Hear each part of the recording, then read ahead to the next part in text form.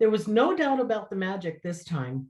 Down and down they rushed, first through darkness and then through a mass of vague and whirling shapes, which might have almost been anything. It grew lighter, and then suddenly they felt that they were standing on something solid. A moment later, everything came into focus and they were able to look about them.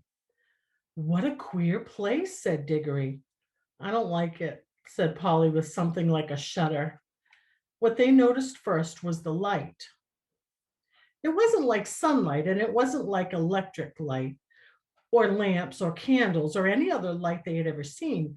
It was a dull, rather red light, not at all cheerful. Here's the picture.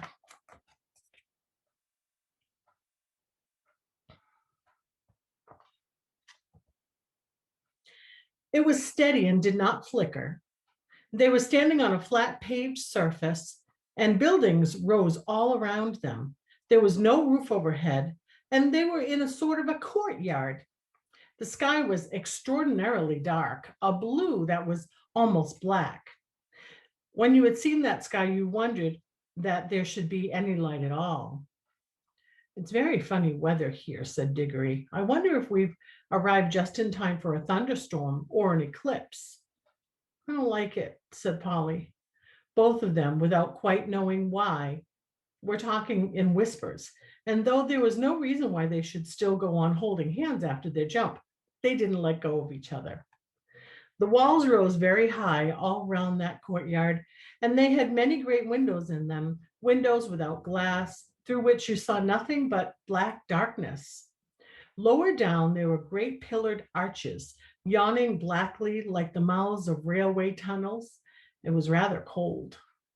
The stone of which everything was built seemed to be red, but that might only be because of the curious light. It was obviously very old. Many of the flat stones that paved the courtyard had cracks across them. None of them fitted closely together, and the sharp corners were all worn off. One of the arched doorways was half filled up with rubble. The two children kept on turning round and round to look at the different sides of the courtyard. One reason was that they were afraid of somebody or something looking out those windows at them when their backs were turned. Do you think anyone lives here? Said Diggory at last. No. It's all in ruins, said Polly. We haven't heard a sound since we came. Let's stand still and just listen for a bit, suggested Diggory. They stood still and they listened, but they could hear that the thump thump of their own hearts was all they could hear. This place was at least as quiet as the woods between the worlds, but it was a different kind of quietness, the silence of a wood that had been rich and warm. You could almost hear the trees growing and full of life. And this was a dead, cold, empty silence. You couldn't imagine anything growing in it. Let's go home, said Polly. But we haven't seen anything yet, said Diggory. Now we're here. We simply must have to look around. I'm sure there's nothing at all interesting here, said Polly. There's not much point in finding a magic ring that lets you into the woods if you're afraid to look at them, he said. Who's talking about being afraid? Said Polly. I only thought you didn't seem very keen on exploring this place, said Diggory. I'll go anywhere you go, she said. We can get away the moment we want to, said Diggory. Let's take off our green rings and put them on our right-hand pockets. All we've got to do is remember that yellow are in the left-hand pockets. You can keep your hand as near to your pocket as you like, but don't put it in. And don't touch the yellow and vanish. They did this and went quietly up to one of the big arched doorways which led into the inside of the building. And when they stood on the threshold, they could look in and they saw it was not so dark inside as they thought at first. It led into a vast shadowy hall, which appeared to be empty, but on the far side there was a row of pillars with arches between them, and through arches they streamed in some more of that same tired-looking light. They crossed the hall, walking very carefully for fear of holes in the floor. It seemed like a long walk, and when they had reached the other side, they came out through the arches, found themselves in another larger courtyard. That doesn't look very safe, said Polly, pointing at a place where the wall bulged outward and looked as if it was ready to fall over into the courtyard. In one place, a pillar was missing between two arches, and the bit that came down to where the top of the pillar ought to have been hung there with nothing to support it. Clearly, the place had been deserted for hundreds, maybe thousands of years. If it's lasted till now, I suppose it'll last just a little bit longer, said Diggory. But we must be very quiet. You know, a sound sometimes brings things down, like an avalanche in the Alps. They went out into the courtyard, into another doorway, and up a great flight of steps, and through vast rooms that opened out onto one another until you were dizzy with the mere size of the place. Every now and then they thought they were going to get out into the open and see what sort of country lay around the enormous palace, but each time they only got into another courtyard. They must have been magnificent places where people were still living there. In one, there was only a fountain. A great stone monster with widespread wings stood with its mouth open, and you could see just a bit of piping in the back of its mouth, out of which the water used to spout. Here, I'll show you the picture of that. It's the picture of the fountain.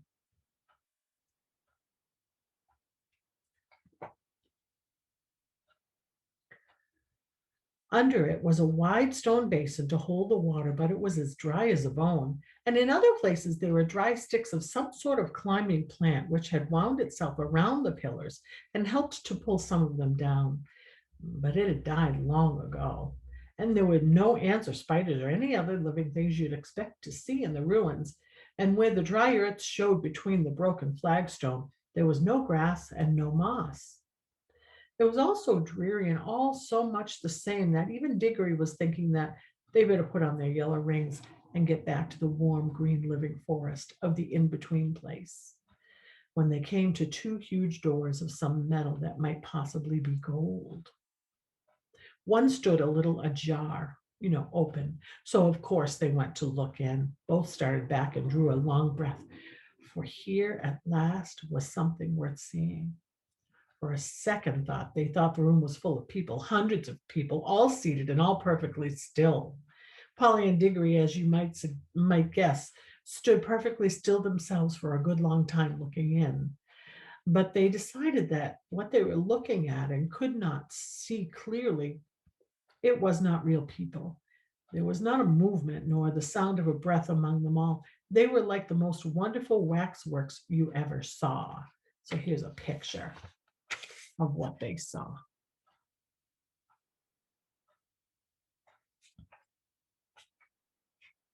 This time, Polly took the lead. There was something in this room that interested her more than it interested Diggory. All the figures were wearing magnificent clothes. If you were interested in clothes at all, you could hardly help but going in and seeing them closer. And the blaze of their colors made the room look not exactly cheerful, but at any rate, rich and majestic after all the dust and the emptiness of all the others. It had more windows too, and it was a good deal lighter. I can hardly describe the clothes. The figures were all robed and had crowns on their heads. Their robes were crimson, red, and silvery gray, and deep purple and vivid green.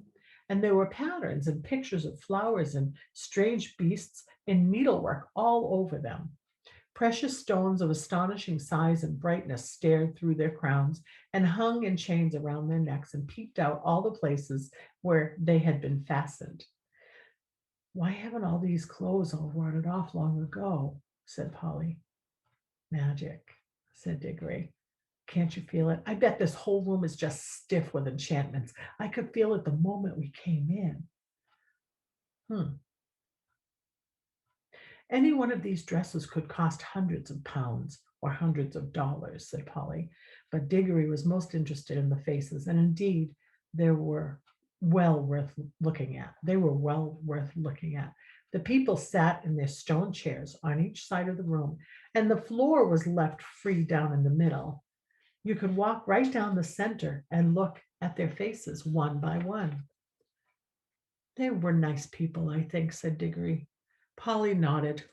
All the faces they could see were certainly nice. Both the men and the women looked kind and wise, and they seemed to come from a handsome group of people. But after the children had gone a few steps down the room, they came to faces that looked a little different.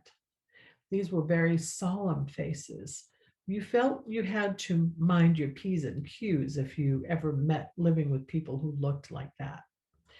When they had gone a little further, they found themselves among faces they didn't like. And this was where did I go? This was about the middle of the room. The faces were here looked very strong and proud and happy, but they looked cruel. A little further on there, they looked even more cruel. Further on, they even looked more cruel, but they no longer looked happy.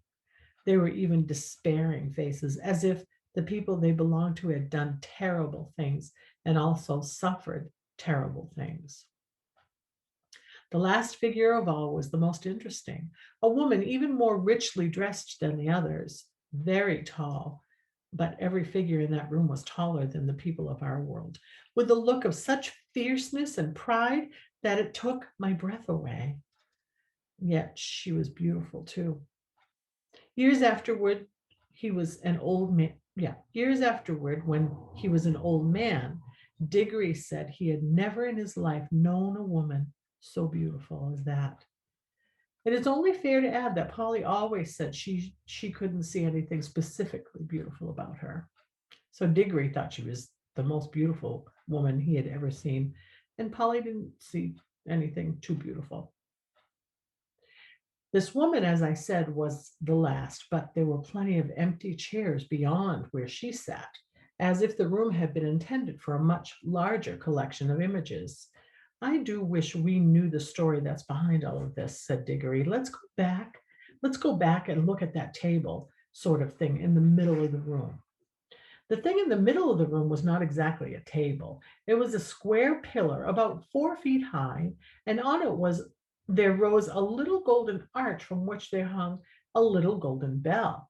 And beside this, there lay a little golden hammer to hit the bell with. I wonder, I wonder, said Diggory. There seems to be something written here, said Polly, stooping down and looking at the side of the pillar. By gum, so there is, said Diggory, but of course we won't be able to read it. No, I'm not so sure, said Polly. They both looked at it as hard as they could, and as you might have expected, the letters cut in the stone were very strange. But now a great wonder happened, for as they looked, though the shape of the strange letters were altered, they found that they could understand them. If only Diggory had remembered what he himself had said a few minutes ago, that this was an enchanted room, he might have guessed that the enchantment was beginning to work. But he was too wild with curiosity to think about that. He was longing more and more to know what was written on that pillar, and very soon they both knew.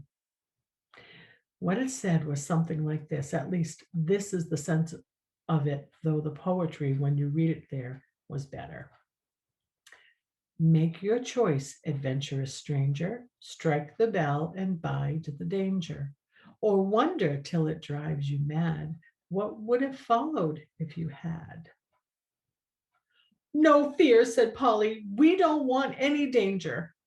Oh, but don't you see it's no good, said Diggory. We can't get out of it now. We shall always be wondering what else could have happened if we had struck the bell. I'm not going home to be driven mad by always thinking of that. No fear. Don't be silly, said Polly, as if anyone would. What does it matter? What would have happened? I expect anyone who's come this far is bound to go on wondering till it sends him dotty. That's the magic of it, you see. I can feel it beginning to work on me already.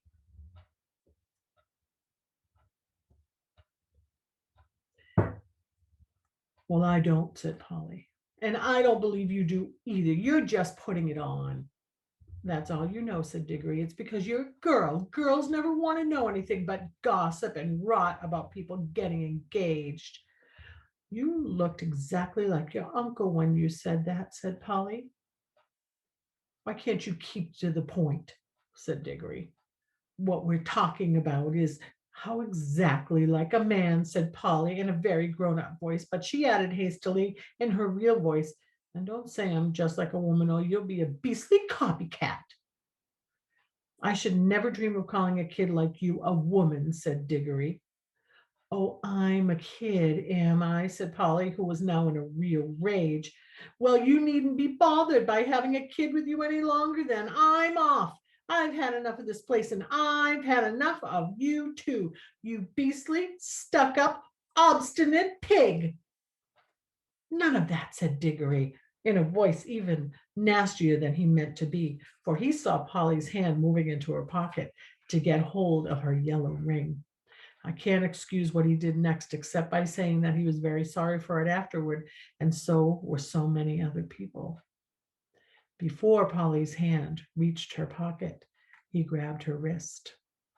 Leaning across her with his back against her chest, then keeping her other arm out of the way with his other elbow, he leaned forward.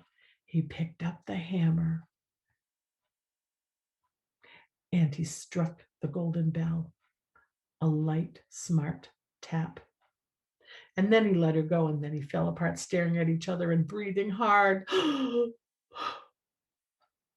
Polly was just beginning to cry, not with fear.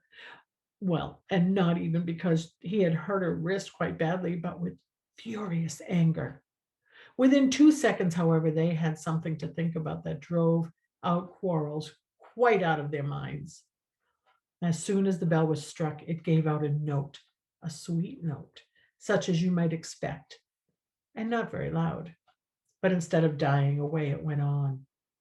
And as it went on, it grew louder. And before a minute had passed, it was twice as loud as it had been. It was soon so loud that if the children had tried to speak, but they were not thinking of speaking now, if they chose to speak, they would have been standing, they would have not been able to hear one another. Very soon it was very loud, and they could not have heard one another except by shouting, and even it grew, all on one note, a continuous sweet sound, louder and louder. And though the sweetness had something horrible about it, till all the air in the great room was throbbing with the sound, and they could feel the stone floor trembling underneath their feet. And then at last it began to be mixed with another sound, a vague, disastrous noise, which sounded first like the roar of a distant train, and then like the crash of a falling tree. They heard something like great weights falling, and finally a sudden rush and thunder and a shake that nearly flung them off their feet. About a quarter of the roof at one end of the room fell in. Great blocks of masonry fell all around them, and the walls rocked. The noise of the bell stopped. The clouds of dust cleared away. Everything became quiet again. It was never found out whether the fall of the roof was due to the magic or whether that unbearable sound from the bell just happened to strike the note which was the most important note for crumbling walls. There. I hope you're satisfied now, panted Polly. Well, it's all over anyway, said Diggory, and both thought it was, but they had never been more mistaken in their lives.